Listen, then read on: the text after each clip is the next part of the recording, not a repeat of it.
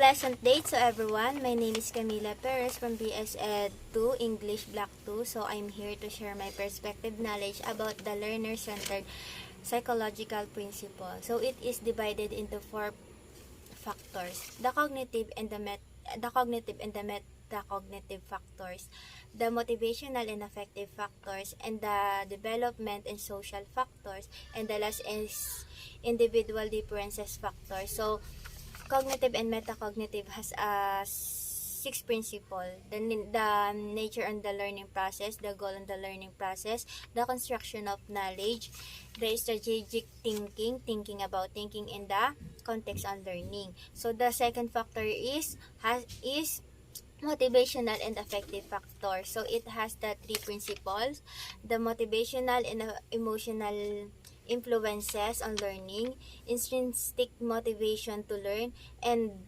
effects of motivation on learning. So the third is the development and social influences. So it has the two principles. It is the developmental and social factors and social influences on learning. And then the last is the individual differences factors. It has the three principles: the individual differences in learning, the learning and the diversity, and last is the standard and assessment. So the LCP is very important because it is focuses on deeply caring about the student, how to solve problems and to guide the student.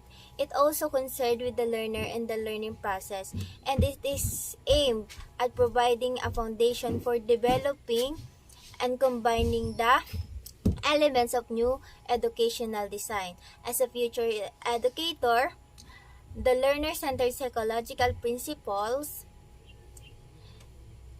instruction are key and guide for teachers to identify and provide the knowledge that every student must acquire, because we all know that we live in a diverse world, so that we can keep in touch with them. In education system believe that LCP is the essential things for the student to acquire what we call meaningful and significant learning that must be addressed to anyone and everyone. So this is my perspective knowledge about the LCP, the learner centered psychological principle. So that's all for today, and I thank you.